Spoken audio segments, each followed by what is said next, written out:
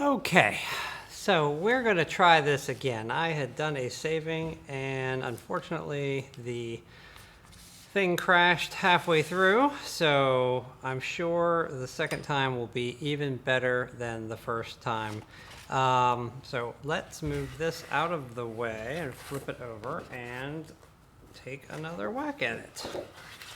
All right, so what we're going to be talking about is the some of the different media that you're going to be working with, and I'm going to try to talk faster so that it does not crash again, and I may pause it along the way.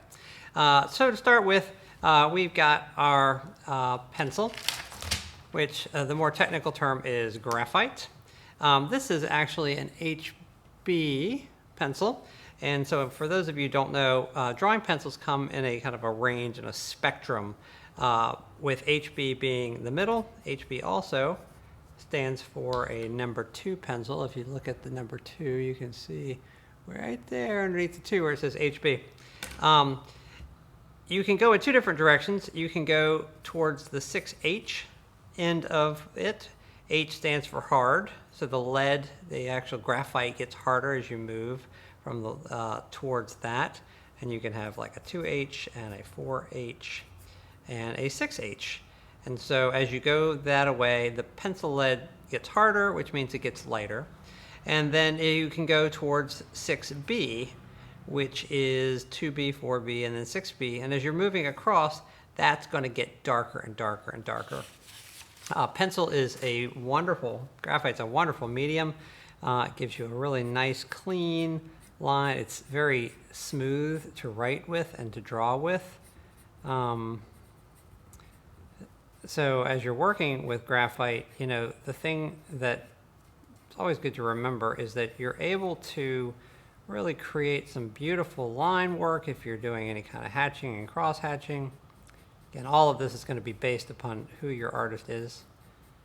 I'm so sad that I'm having to reshoot all of this because I really thought it was going quite well. My first draft was much better, guys. So pencil works out really, really well. It gives you a lot of control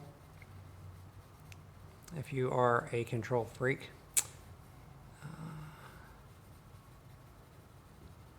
And you can build it up, certainly, quite nicely. With paper like this, it's got a little bit of a tooth on it. I think you'll find that it isn't great, but if you try it out on a really smooth piece of paper, you can get really, really fine surfaces with it. I have a former student who's an artist who talks about paper being like a sponge, the surface of it. And, you know, cold pressed paper has a lot more dimples in it, where hot pressed paper is much smoother, generally speaking. But as you're blending, you can really blend out and create some really beautiful tonal work with a graphite pencil that you're not really going to be able to get with any other medium. There is another form of graphite that you may want to check out, which is ebony. These are ebony pencils. I think I've got a few of you have been using ebony pencils. So if you got one of these, ebony pencil is still graphite. It's just very, very soft. One other little characteristic about graphite is that when you really build it up, it does tend to get a little bit reflective, which can be really cool.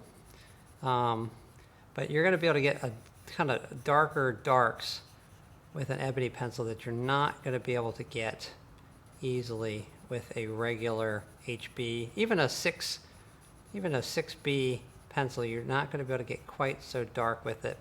So again, depending on your artist, depending on their technique and their style, you may want to try if you need some really dark darks. Ebony pencil is definitely a good thing, good way to work and check out. Okay.